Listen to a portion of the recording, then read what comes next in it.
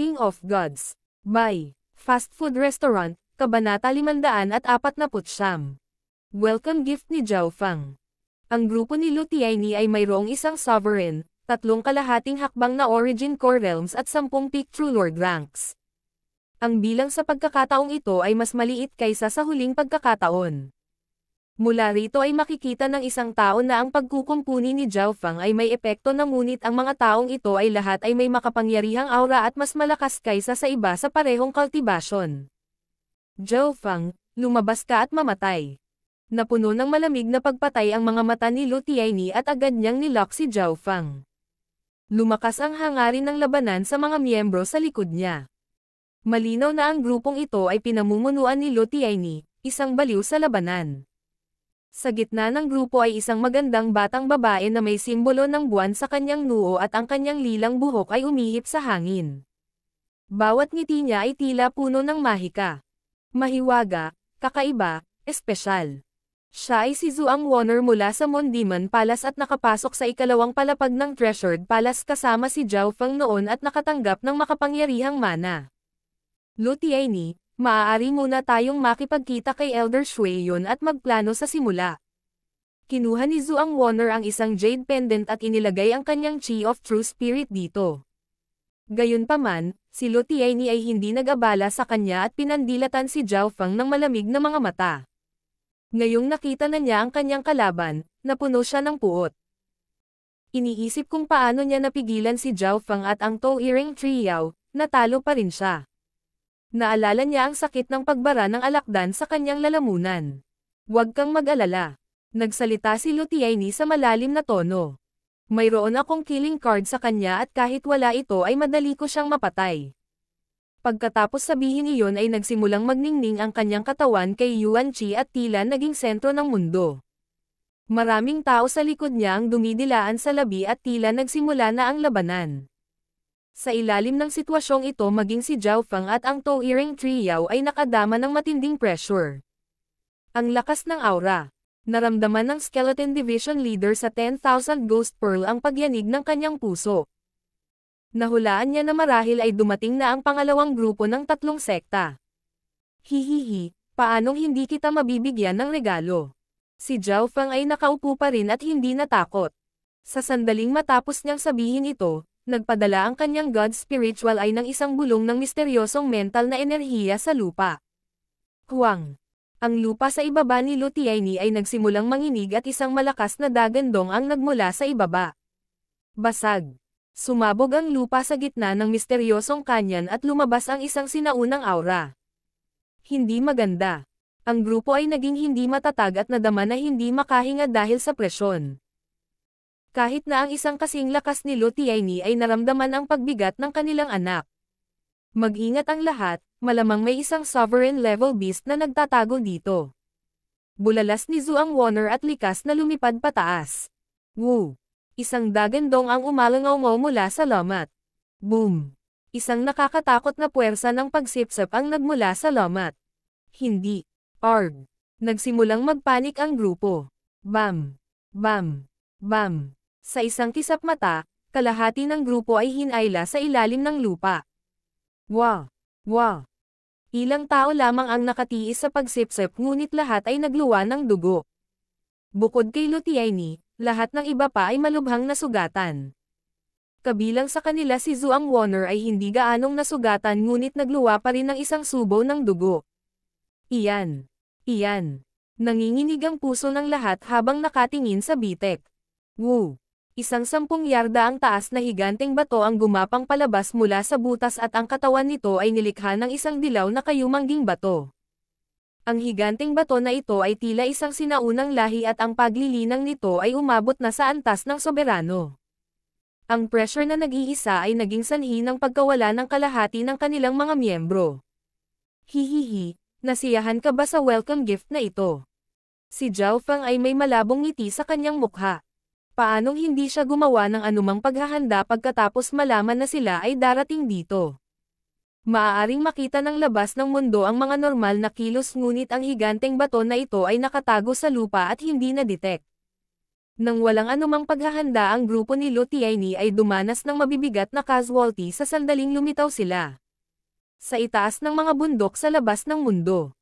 Ang mga ekspresyon ng tatlong Void God Realm King ay kapansin-pansing nagbago. Ang pangalawang grupong ito ay isang turning point ngunit hindi pa nagsisimula ang laban at ang grupo ni Lutiaini ay nawalan ng kalahati ng kanilang mga miyembro. Bukod kina Lutiaini at Zhuang Wonner, ang lahat ng iba pa ay malubhang nasugatan at hindi na makalaban sa kanilang kasukdulan. Patayin.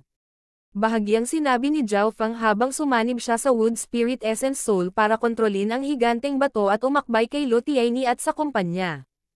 Boom! Ang higanteng bato ay naglabas ng mabigat na puwersa ng paghila habang ang mga kamao nito ay bumulusok patungo kay Lutiaini at sa kanyang mga kasama. Bam! Boom! Bago pa man dumating ang pag-atake, isa o dalawang tao ang nadurudge ng kapangyarihan at napatay. Bastos ka! Umuungal si Lutiaini at nagpadala ng dagat ng mga gintong ilaw na nagpailaw sa lahat sa loob ng 10 milya. Ding ding ding!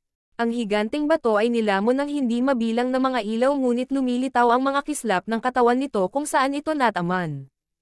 Kahit si Zhao Feng at ang Tao-Iring Trio sa malayo ay hinatake. Ang hindi mabilang na mga gintong ilaw ay lubhang matalas at tila kayang lumunin ang lahat ng nasa daan nito. Bow! Isang alon ng tubig ang lumitaw sa paligid ni Zhao Feng at pinatigil ang mga gininto ang ilaw samantalang ang Tao-Iring Trio ay napuno ng mga marka at mga butas. Ito na lamang ang natitirang pag-atake ni Lutiaini. Napakalakas ng depensa ng Stone Giant at parang may bloodline na katulad ng kay Shi Chengtian pero mas dalisay. Napabuntong hininga si Zhao Feng. Talagang karapat-dapat si Lutiaini na maging isa sa mga nangungunang henyo ng tatlong sekta. Ang pinsala lamang noon ay mas malakas kaysa kay Elder Shuiyon. Jang. Boom. Si Lutiaini at ang higanteng bato ay nagsagupaan at nagpadala ng mga alon ng pagkawasak sa mahigit 12 milya. Arg. Mas lalong sumigaw ang grupo. Sinadya ni Zhao Feng na idirekta ang higanteng bato patungo sa iba at sa loob lamang ng isang hininga o dalawa, tanging sina Lutiaini at Zhuang Wonner lamang ang nabubuhay. Ang iba ay namatay na lahat. Ang sitwasyong ito ay lubhang kakilakilabot para sa tatlong sekta. Zhuang Wonner, makipagkita ka muna kay Elder Shuiyon. Magbabayad ako sa ginawa niya sa akin noon.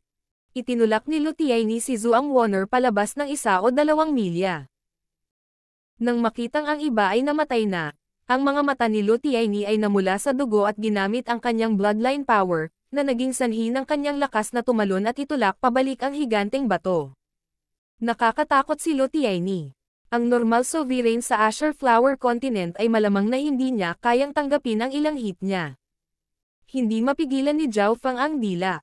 Noon ay hindi siya nakikipag-spar kay Lutiaini ngunit ginamit niya ang maliit na pasang magnanakaw para itapon ang alakdan sa katawan ni Lutiaini. Sa sandaling ito, tumaas ang lakas ng labanan ni Lutiaini at maging ang higanteng bato na may sinaunang linya ng dugo ay hindi na makahabol. Sa kasamaang palad, ang higanteng bato na ito ay natutulog ng napakatagal at kahit na malakas ang depensa nito, 70% lamang ng lakas ng labanan nito ang magagamit. Itinuro ni Zhao Feng si Lutiaini na mas malayo sa butas.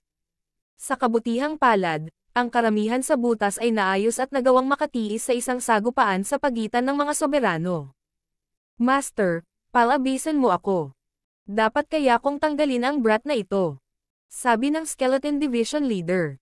Sa nakalipas na panahon, ang bilang ng mga sinumpaang bangkay ng multo ay umabot sa 38 at ang lakas ng Ghost Corps Cursed Arrays ay tumaas sa ibang antas. Hindi na kailangang magmadali. Napailing si Zhao Feng ng may ngiti. Matapos sumanib sa Wood Spirit Essence Soul, hindi masyadong marami sa kanyang enerhiya ang ginugol sa pagkontrol sa higanteng ito. Ang higanteng bato na ito ang pinakamatibay na pag-iral sa mahiwagang kanyan at mas malakas kaysa sa Tao-Iring Trio at sa sinaunang Scorpion. Nakita ni Zhao Feng ang kasalukuyan nito noong huling dumating siya ngunit hindi siya nang ahas na hawakan ito. Upang ihinto ang ikalawang pag-ikot ng panganib mula sa tatlong sekta, ginamit ni Zhao Feng ang ilang sandali upang kontrolin ang higanteng bato. Masasabing bukod sa Purple Saint Partial Spirit, walang ikatlong tao ang nakakaalam ng lihim na ito. Pang! Boom! Bang! Naglaban sina Lutiaini at ang higanteng bato at ang mananalo ay hindi mapagpasyahan sa loob ng maikling panahon. Sa mga tuntunin ng lakas ng labanan, si Lutiaini ay may kalamangan ngunit ang depensa ng higanteng bato ay masyadong malakas at kayang harapin ang mga suntok ng mga normal na sovereign. Masyadong nagmamadali si Lutiaini. Hindi natin siya masisisi. Sino ang nakakaalam na naghanda si Zhao Feng ng isang higanteng bato? Napabuntong hininga ang mga ekspertong nanonood. Kung nagpasya si Lutiaini na makipagkita muna kay Elder Shuiyon, hindi magiging ganito kalala ang sitwasyon ngunit bilang isang henyo, hindi madaling aaminin ni Lutiaini ang pagkatalo. Isa pa, nasa harapan niya ang taong kinaiinisan niya. Sa loob ng mahiwagang kanyan, ang labanan ay pumasok sa isang maapoy na yugto at kahit na ang higanteng bato ay dahado, patuloy nitong pinipigilan si Lutiaini gamit ang lakas ng pagsipsip nito. Nagsimulang lumabas ang pawis sa noo ni Lutiaini. Ang kanyang lakas sa pakikipaglaban ay nag-apoy sa pamamagitan ng paggamit ng bloodline power at hindi ito masyadong matagal. Earth Grade Weapon, Skytooth Wolf Moonblade. Isang malamig na liwanag ang sumilay sa mga mata ni Lutiaini bilang isang maitim na pilak na talam na may ulo ng umuungol na lobo habang ang hawakan ay lumitaw sa kanyang kamay. Isa itong kompletong sandata ng Earth Grade. Sa sandaling lumitaw si Zhao Feng, naramdaman ni Zhao Feng ang Ice Imperial Spear sa loob ng kanyang bloodline na naglabas ng nasasabik na pakiramdam at ang ilan sa pinaghihigpitang kapangyarihan nito ay tila nagising. Kompletong Earth Grade na sandata. Ito ba ang iyong killing card? Naramdaman ni Zhao Feng ang Ice Imperial Spear na naglabas ng malamig na lamig at excitement ang lumitaw sa kanyang mga mata. Hindi niya akalain na si Lutiaini ay magkakaroon ng kompletong Earth Grade weapon na maaaring magmulat ng ilang misteryosong kapangyarihan sa Ice Imperial Spear. Pati ang bloodline niya ay tila nag-aapoy. King of Gods, Kabanata 550. Earth Grade Weapon.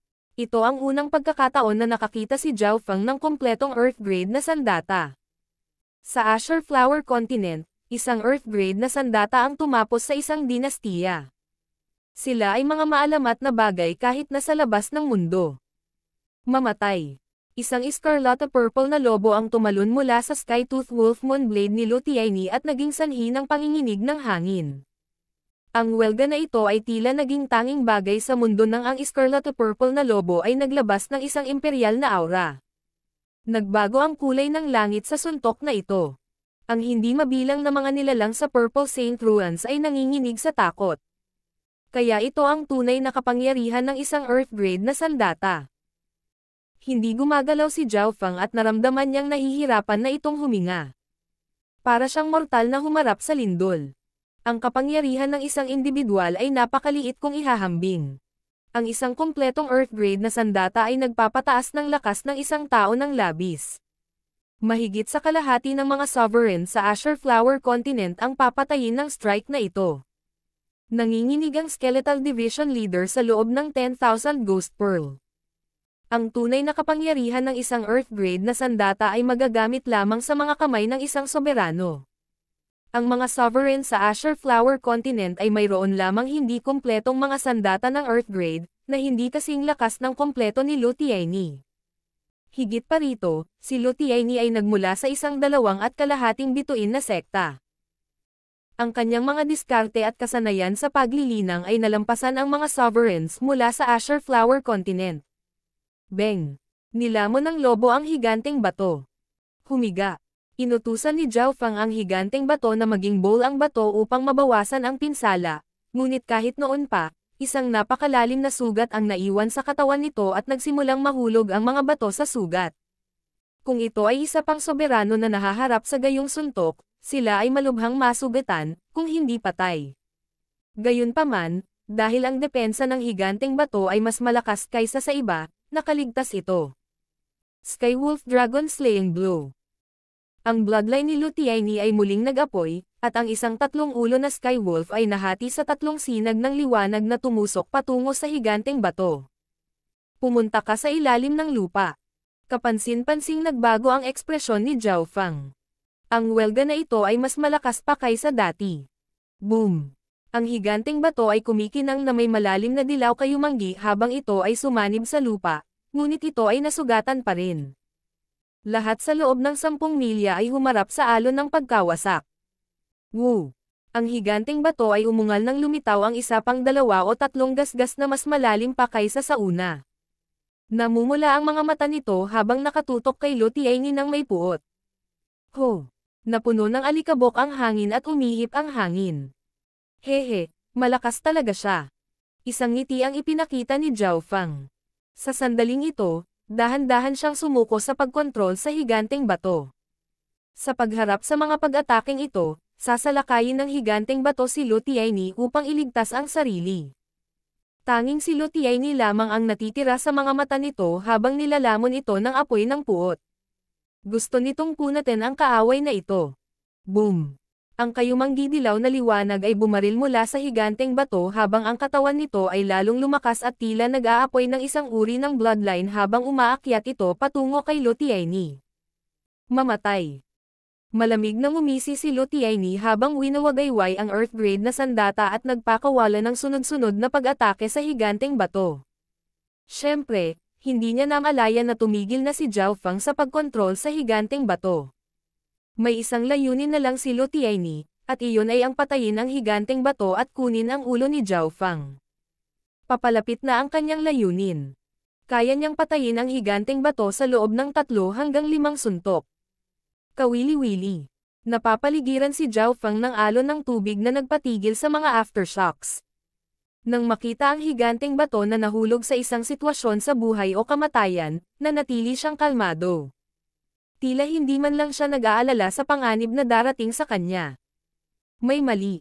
Hindi magiging ganoon ka-relax si Zhao Fang kung kinokontrol niya ang isang sinaunang anyo ng buhay. Nakita ng mga manonood mula sa labas ng mundo na may nangyari. Damit, tumigil na si Zhao Fang sa pagkontrol sa higanteng bato.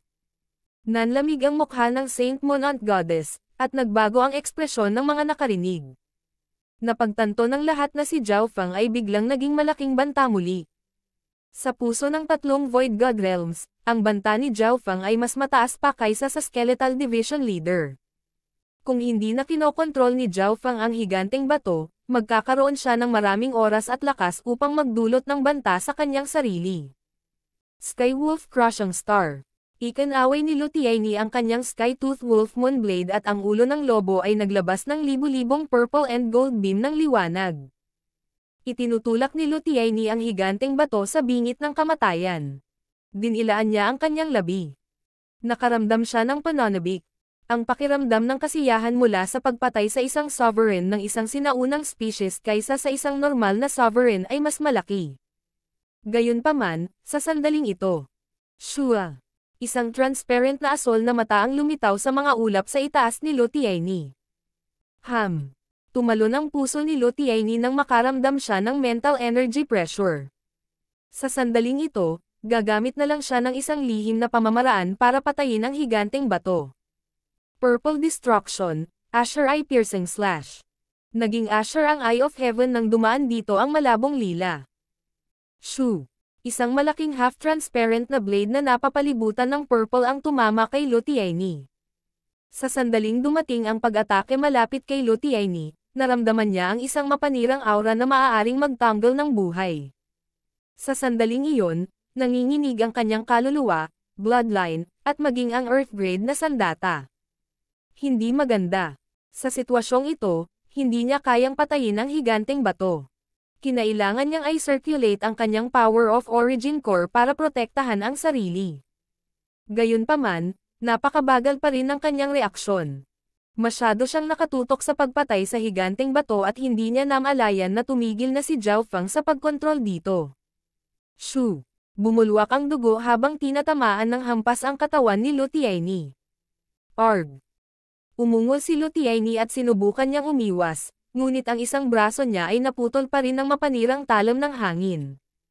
Ang eksenang ito ay nabigla sa mga nanonood na eksperto sa labas ng mundo. Maraming tao ang nakakita ng pag-atake ni Zhao Fang, ngunit hindi nila naisip na ganito siya kadelikado. Kinuha ng Eye of Heaven ang isa sa mga braso ni Lu Tianyi. Ang Asher Eye Piercing Slash ay isang advanced na bersyon ng Heavenly Piercing Eye. Iyon ang pinakamabilis na pag-atake ni Zhao Fang, at sa pagkakataong ito, pinagsama ni Zhao Fang ang diwa ng kidlat na kulay lila kasama ang Wood Spirit Essence Soul. Sa ilalim ng ganoong estado, ang Asher Eye Piercing Slash ni Zhao Fang ay maaaring agad na pumatay ng mga normal na sovereigns.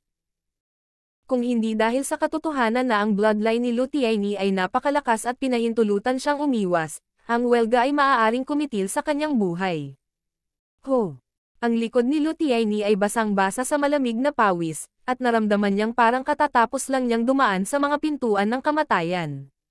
Sa wakas ay naunawaan niya ang sinabi ng Saint Monant Goddess bago siya pumasok.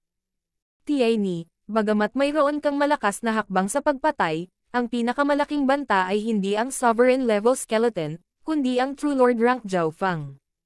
Matapos mawalan ng isang braso, bumaba ang lakas ng labanan ni Lu Tianyi, at ang mapangwasak na aura ng kidlat ay nadudurog ang kanyang katawan at sinisira ang kanyang life force. Hindi ito kasing simple ng pagkawala ng braso. Woo! Kasabay nito, ang higanteng bato ay gumanti sa pag-atake at ginamit ang lakas ng pagsipsip nito kay Lu Tianyi. Umindayog ang katawan ni Lu Tianyi habang inaatake siya. Ang Eye of Heaven ay nasa itaas niya at ang higanteng bato ay nasa ibaba niya. Ang tunay na nagpabaligtad sa puso ni Lu Tianyi ay ang Eye of Heaven. Ice Soul Shooting Line. Isang kalahating transparent na asol na guhit ng liwanag ang bumaba mula sa langit at nilamon si Lu Tianyi. Handa si Lu Tianyi para dito. Inilagay niya ang Earth Grade na sandata sa harap ng kanyang katawan upang harangan ang suntok. Gayunpaman, nagsimulang bumagal ang kanyang katawan at isip. Shua! Matapos hindi makamit ang gusto nito, nawala sa langit ang Eye of Heaven. Ngayong mas naunawaan ko na ang Purple Lightning, ito na ang perpektong pagkakataon na harapin ang isang sovereign ng direkta. Bulong ni Zhao Fang sa sarili. Pagkasabi noon ay nawala ang kanyang anyo. Sa susunod na sandali, Weng! Isang pares ng Purple Asher na pakpak na gawa sa hangin at kidlat ang lumaki mula sa kanyang likuran habang siya ay sumipol sa hangin. Sa isang kisap mata, nakarating siya sa ibabaw ni Lu Tianyi. Ano? Si Lu Tianyi ay nakikipaglaban sa higanteng bato nang maramdaman niya ang isang mapang-akit at mapanirang aura ng hangin at kidlat na lumitaw sa itaas niya. Hindi niya akalain na ang isang tao ay maaaring maging napakabilis at may nakakatakot na aura at isa pa rin sa ibaba ng Origin Core Realm. Purple Destruction, Wind Lightning Whip. Isang purple and asher na latigo na gawa sa hangin at kidlat ang namuo sa kamay ni Zhao Fang. Ito ay 12-12 yarda ang haba at sumipol sa paligid ni Lu Tianyi. Bam! Ang latigo ay naglalaman ng isang mapanirang aura na lumikha ng mga pagsabog. Shua! Bumilis ang mga pakpak sa likod ni Zhao Fang. Maaari pa nilang dagdagan ang kanyang paggamit ng hangin at kidlat. Sa ilalim ng estadong ito, ang bawat pagkilos at paggalaw ni Zhao Fang ay maaaring magbanta sa mga soberano. Kinailangan ni Lu Tianyi na harapin ang mga pag-atake ng dalawang kalaban. Napaungol siya sa galit at sakit. Kailan naging napakalakas ni Zhao Fang? Ang tipak ng destruction aura na iyon ay sapat na para banta ang mga sovereigns. Umaalingaw-ngaw ang mga alon sa puso ng Skeletal Division Leader. Nabawi na nito ang lakas ng isang sovereign at naisip na mas maganda ang tsansa nitong makatakas, ngunit tila naabot na ni Zhao Fang ang napakalakas na estado. Earth Grade na sandata, Ice Imperial Spear. Bulalas ni Zhao Fang nang magsimulang lumitaw sa kanyang kamay ang figure ng isang Ice Blue Spear. Weng! Ang hugis ng asol na yelo na sibat ay nagsimulang mag-condense, na nagpapakita ng tunay na anyo nito. King of Gods, Kabanata 551. Killing Move. Earth Grade Inheritance Weapon, Ice Imperial Spear. Inilibot ni Zhao Fang ang kanyang bloodline at lumitaw sa kanyang harapan ang figure ng Earth Grade Spear. Ang panahong ito ay iba sa mga nakaraang panahon. Ang figure ng Earth Grade na sandata ay nagpatuloy sa pagkondensasyon hanggang sa nagsimula itong mabuo ang tunay na Ice Imperial Spear, hindi lamang ang anino nito. Boy! Ang hindi mabilang na mga piraso ng Ice Imperial Spear sa loob ng bloodline ni Zhao Fang ay mabilis na natipon sa isang piraso at pinahaba sa palad ni Zhao Fang.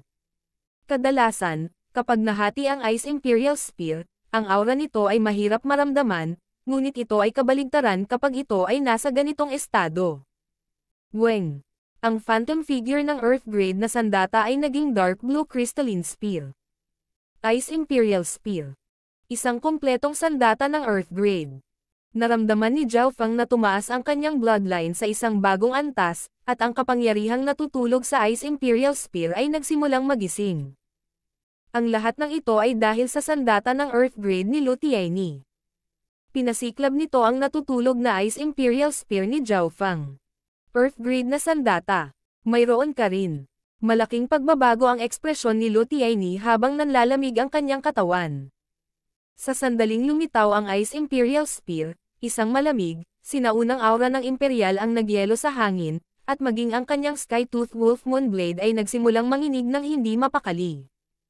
Ice Imperial Spear, ito ang Earth Grade Inheritance Weapon. Tinitigan ng tatlong Void God Realms ang Ice Imperial Spear ni Zhao Feng at hindi napigil ang mapasigaw. Alam nila ang kasaysayan at background ng Ice Imperial Spear. Sa loob ng mahiwagang kanyan, ang aura ng dalawang Earth grade na sandata ay nagsagupaan sa hangin. Ice Emperor Intent, pumunta ka. Naramdaman ni Zhao Feng ang kanyang bloodline power at source of true spirit na napakabilis na naubos. Ang kanyang Ice Imperial Spear ay parang isang napakalalim na hukay. Shoo! Tinulak ni Zhao Feng, at ang Ice Imperial Spear ay nagliwanag ng malamig na liwanag habang ito ay bumaril pasulong.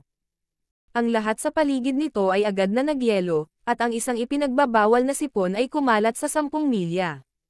Sa sandaling iyon, si Lu Tianyi at maging ang Tao-Earing Trio ay nanigas habang sila ay natatakpan ng isang layer ng hamog na nagyelo.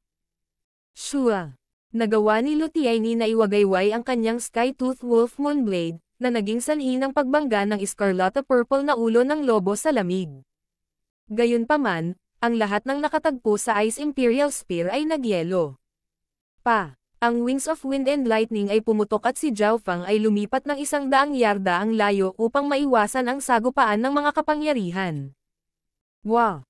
Bagamat nagawa niyang iwasan ang pag-atake, tinamaan pa rin siya ng shockwave at tumalsik ang isang subo ng dugo ng maputi ang kanyang mukha. Bagaman maaari kong gamitin ang Ice Imperial Spear, ang aking True Lord rank cultivation ay medyo mababa. Isang alon ng tubig ang pumaligid kay Zhao Feng nang magsimula siyang gumaling. Sa kabilang banda, mas malala ang sitwasyon ni Lu Tianyi. Hinarap niya ang sagupaan ng dalawang sandata ng Earth grade ng direkta. Nanginginig ang kanyang katawan at tumulo ang dugo mula sa kanyang bibig na hindi nagtagal ay nagyelo. Nawala si Lu Tianyi. Napabuntong hininga ang gintong kalansay.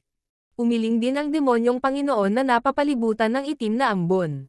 Matapos mawalan ng braso at matanggal ang puwersa ng kanyang buhay sa pamamagitan ng lilang kidlat, ang buhay ni Lu Tianyi ay nasa linya na ngayon.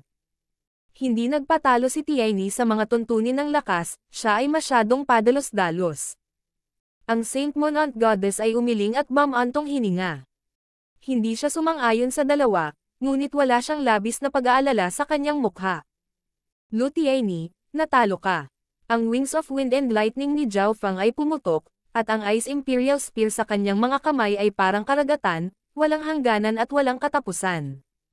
Zhao Feng, paano kung matalo mo ako sa pamamagitan ng isang ambush? Kinagat ni Lu Tianyi ang kanyang mga ngipin at ginamit ang kanyang True Force para sugpuin ang kanyang mga sugat. Lumitaw ang panunuya sa mukha ni Zhao Feng nang marinig niya ang pagmumura ni Lu Tianyi. Masyado siyang nakakainis para ipaliwanag. Natalo si Lu Tianyi dahil sa 3 dahilan. Una, inatake siya ni Zhao Feng at ng higanteng bato ng sabay. Parang nakaharap sa dalawang soberano ng sabay-sabay. Ang pangalawa ay minamaliit niya ang pag-atake ni Zhao Feng. Pinutol ni Zhao Feng ang isa sa mga braso ni Lu Tianyi sa simula pa lang, na lubhang nagpababa ng kanyang lakas sa pakikipaglaban. Ang huling dahilan ay ang Ice Imperial Spear. Bagamat pareho silang may mga armas na Earth grade, ang Ice Imperial Spear ni Zhao Feng ay isang mas kakaibang inheritance weapon, na pumipigil sa Earth grade na sandata ni Lu Tianyi. Ang lahat ng mga salik na ito ay nag-ambag sa pagkatalo ni Lu Tianyi. Hehe, Lu Tianyi, ang pagkatalo ay nangangahulugan ng pagkatalo. Hindi ba bahagi ng lakas ni Zhao Feng ang higanteng bato? Ang kontrol ba ay hindi bahagi ng lakas? Isang boses ng babae ang umalangaw-ngaw sa hangin. Ito ay nagmula sa Purple Saint Partial Spirit. Ikaw. Natahimik si Lutiaini, at ang kanyang mukha ay naging puti at pula.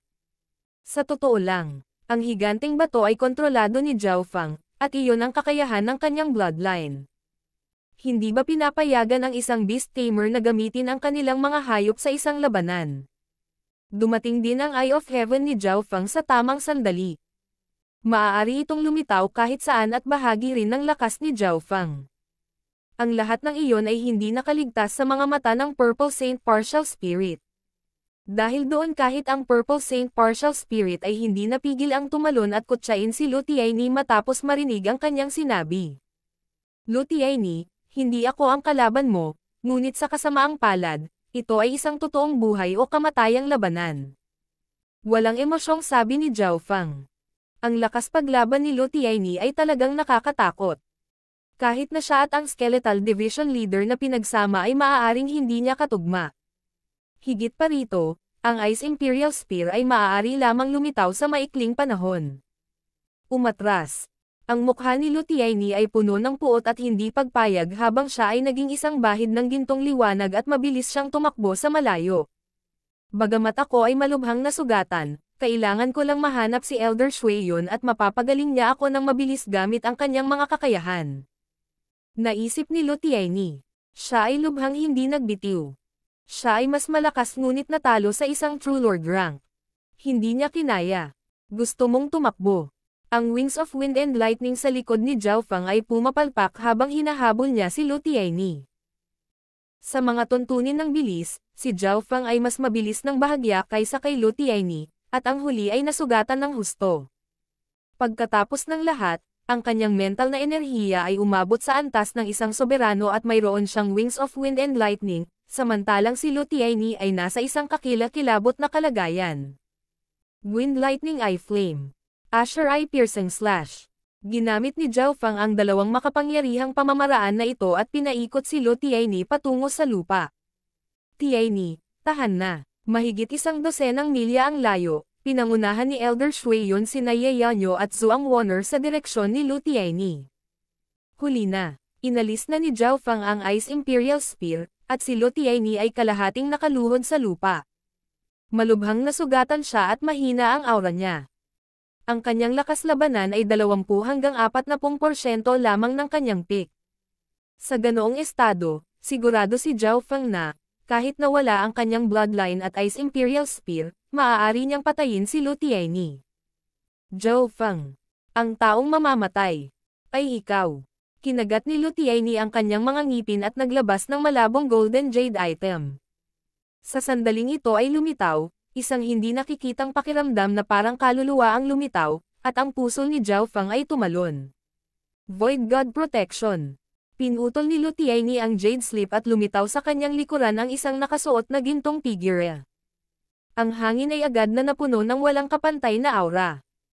Sa sandaling ito, si Zhao Fang, ang Skeletal Division Leader sa 10,000 Ghost Pearl, at maging si Elder Shueyon at ang kumpanya ay nakaramdam ng pressure sa kanilang mga kaluluwa. Void God Protection. May nakatagong card si Lutiaini. Ang lalaking iyon na may gintong damit ay tila ang pinakamalakas na Void God Realm King sa Pure Moon Spiritual Sect, Martial God Jin Huang. Ang mga eksperto na nanunood sa labas ng mundo ay nagsimula sa talakayan, at ang gintong kalansay at ang demonyong Panginoon ay nagkatinginan ng may pagtataka. Isang ngiti ang lumitaw sa mukha ng Saint Monant Goddess. Bagamat malakas si Lutiaini, hindi siya gaanong karanasan. Paanong hindi malalaman ng Saint Monant Goddess iyon? Kahit noon pa man, nagpa siya pa rin siyang piliin si Lutiaini bilang pinuno ng pangalawang grupo. Isang kumpletong Earth Grade na sandata ang nakatagong card ni Lutiaini habang ang Void God Protection ang kanyang lifesaver. Ang Void God Protection na ito ay mas malakas kaysa sa karamihan ng iba at maaaring agad na pumatay ng isang Small Origin Core Realm. Higit pa rito, na si Zhao Fang ay mayroon lamang battle power ng isang sovereign, hindi talaga siya isa. Lalong lumaki ang ngiti ng Saint Montita Goddess. Sa sandaling ito, Jade Dragon Protection. Malamig na ngumisi si Zhao Fang habang inilabas niya ang isang Jade Dragon. Sa isang bitek, lumitaw ang isang umuungal na sinaunang dragon. Woo! Isang malalim na dagandong mula sa isang sinaunang tunay na dragon ang umalangaw-ngaw sa kalangitan. Ang figure ng dragon ay tila nangingibabaw sa langit at lupa. Ano? Natigilan ang mga ekspresyon ng mga manunood at ng Saint Monant Goddess. Iyon ay isang void god protection na ginawa mula sa isang sinaunang tunay na asensya ng dugo ng dragon. Kapag ang isang sinaunang tunay na dragon ay nagmature, ang kanilang lakas sa pakikipaglaban ay madaling nahihigitan ang iba pang mga void god realm kings. Marami sa tatlong sekta ang may kaalaman. Boom! Nagsagupaan ang dalawang kapangyarihan, dahilan para manginig ang sukat. Shoo! Sa kalahati lamang ng hininga, nilamon ng dragon ang gintong damit na figure. Hindi maganda. Ang ekspresyon ni Lutiaini ay kulay abo na parang abo. Hindi niya akalain na magkakaroon din si Zhao Feng ng Void God Protection na mas malakas pa kaysa sa kanya. Bam! Mabilis na umatras si Lutiaini, ngunit pinasabog pa rin siya ng ilang milya ng proteksyon ng Jade Dragon. Ang kanyang buhay o kamatayan ay hindi alam. Tiaini. Sumilaw si Elder Shuiyon sa hangin at pinalibutan ng tubig ang katawan ni Lutiaini. Shua! Shua! Sumunod kaagad si Ye Yanyo at Zhuang Wonner at tumayo sa kaliwat kanan niya habang nakatingin sila kay Zhao Feng. Hihihi. Isang madilim na ambon ang kumalat sa buong hangin. 38 mga sinumpaang multo bangkay at isang ginto at pilak na kalansay ang lumitaw. Sa wakas ay lumabas muli ang Skeletal Division Leader mula sa 10,000 Ghost Pearl. Hindi nito maiwasang mapabuntong hininga. Nag-iisang tinalo ni Zhao Feng ang buong pangalawang grupo mula sa tatlong sekta. King of Gods, Kabanata 552. Pagkabigo sa pagpapadala. Sa Purple Saint Ruins, sa wakas natapos ang sagupaan sa pagitan ni Zhao Feng at grupo ni Lutiaini. Nanlamig ang katawan ni Lutiaini, at wala ng aura ng buhay na nagmumula sa kanya. Walang nakakaalam kung patay na ba siya o buhay. Sa ganoong kalagayan, kahit hindi siya patay, hindi siya malayo rito. Ang nag-iisang mula sa grupo ni Lutiaini na hindi nasaktan ay si Zhuang Wonner. Sa labas ng mundo, ang mga nanonood na eksperto mula sa tatlong sekta ay may nabigla na mga ekspresyon. Hindi lamang malakas si Lutiaini, mayroon din siyang malakas na kilusang pagpatay, ngunit pinigilan siya ni Zhao Feng mula simula hanggang wakas. Sa katunayan, ito ang pangalawang beses na si Lutiaini ay natalo ni Zhao Feng. Noong nakaraan, kailangan niya ng Void God Realm King para iligtas siya. Sa sandaling ito, ang tatlong Void God Realms ay nahulog sa dead silence.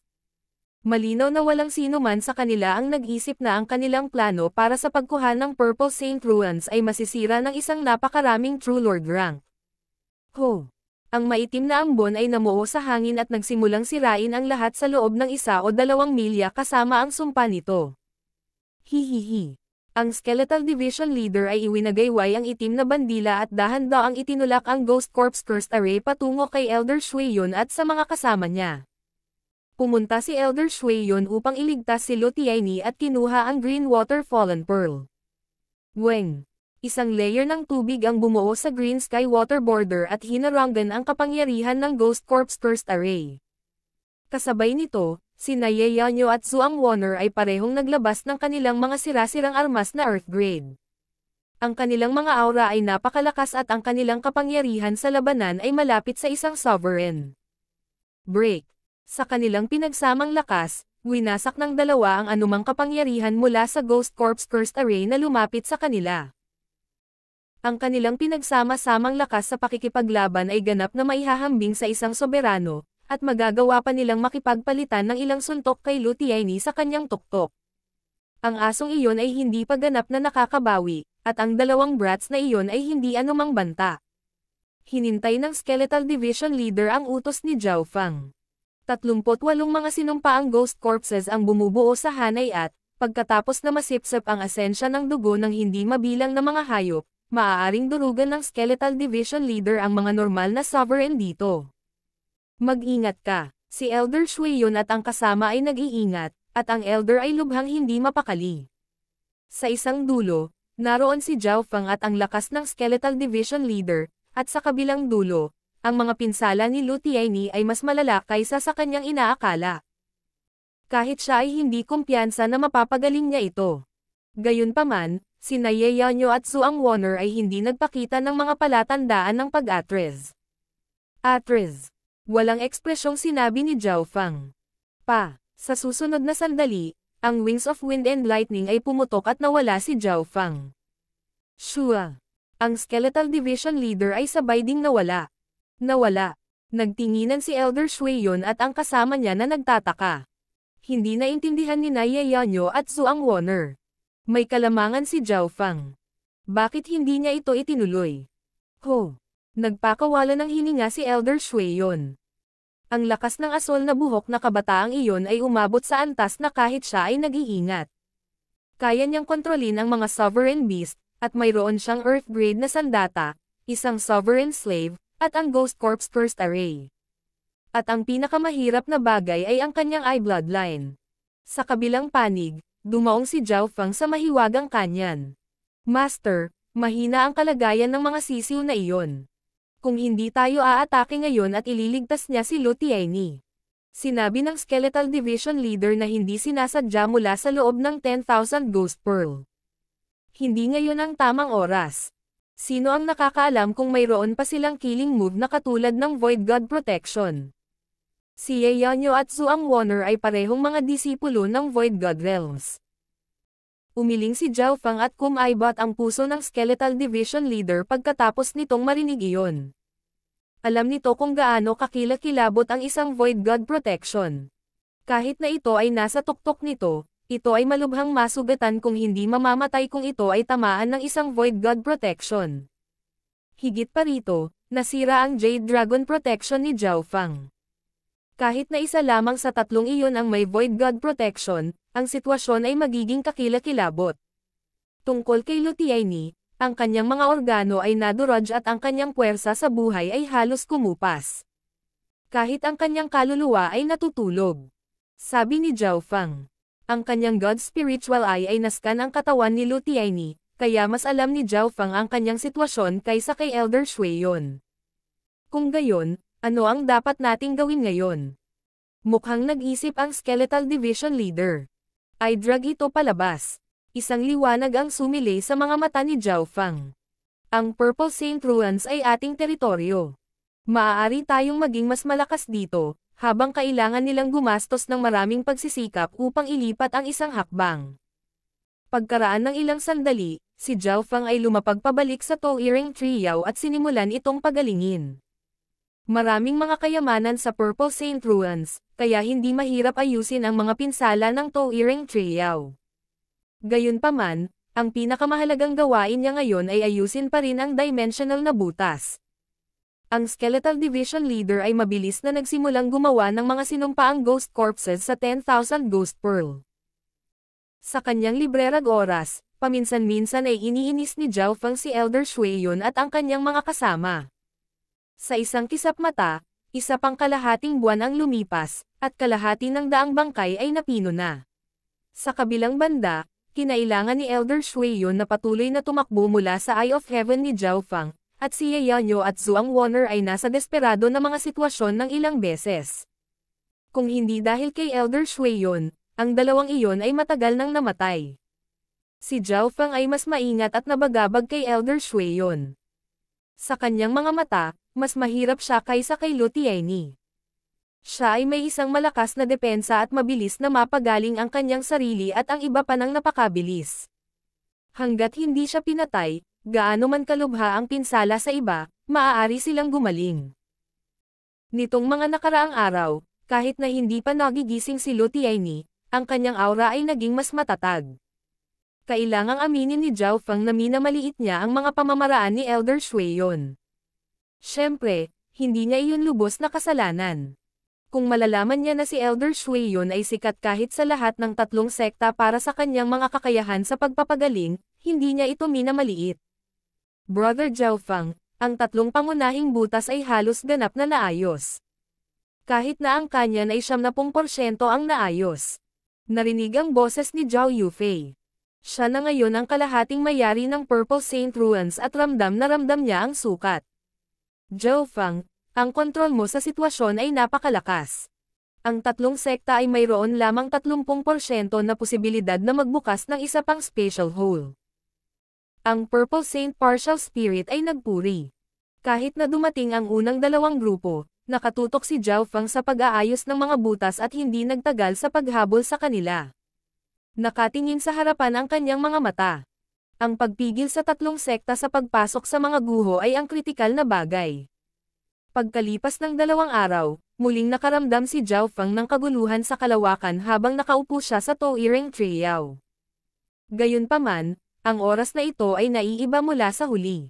Tila wala itong sapat na enerhiya.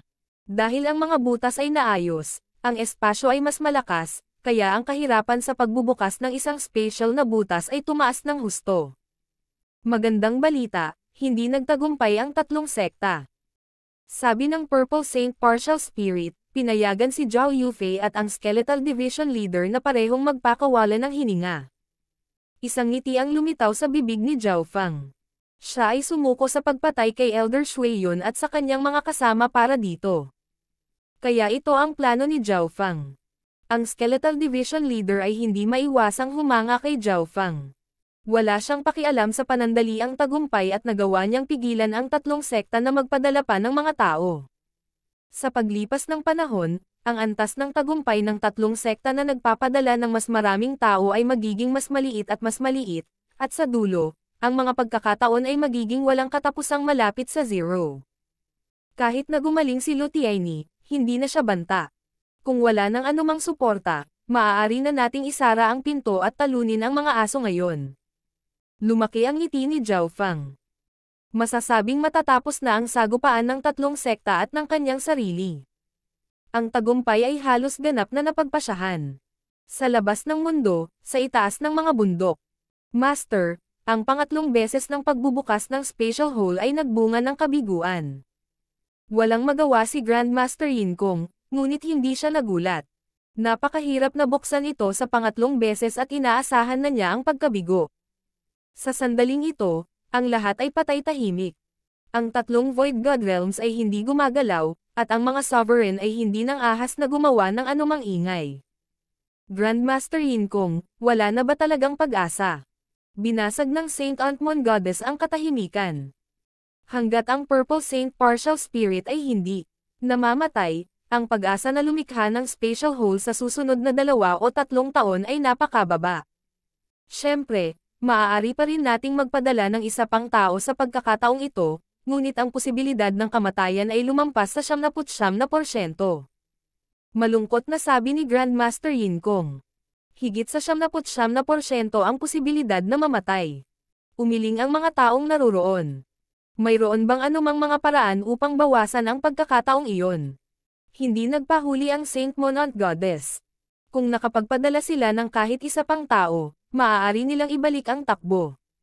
Hindi siya maaaring walang pakialam kay Lutiaini, Ye Yanyo, at kumpanya. Si Ye Yanyo ay naging personal niyang disipulo. Kung mayroong isang taong may talento sa Dao of Space na handang magbayad ng mabigat na presyo, mayroon silang 60 hanggang 70% pagkakataong makapasok sa Purple Saint Ruins. Bahagyang ngumiti si Grandmaster Yin Kong. Dalubhasa sa mga Dao of Space. Nagkatinginan ang lahat sa bundok. Walang angkop na kandidato. Shua. Hindi nagtagal ay napunta ang tingin ng grupo kay Grandmaster Yin Kong, at nagliwanag ang mga mata ng tatlong Void God Realms. Si Grandmaster Yin Kong ay may special na eye bloodline at, bilang isa sa 4 na array Grandmasters, ay isang sovereign mismo. Walang nag-alinlangan sa kanyang lakas at kadalubhasaan. Nanatiling kalmado si Grandmaster Yin Kong sa harap ng lahat ng kanilang mga tingin. Grandmaster Yin Kong, ano ang kailangan mo? Tanong ng Saint Monant Goddess.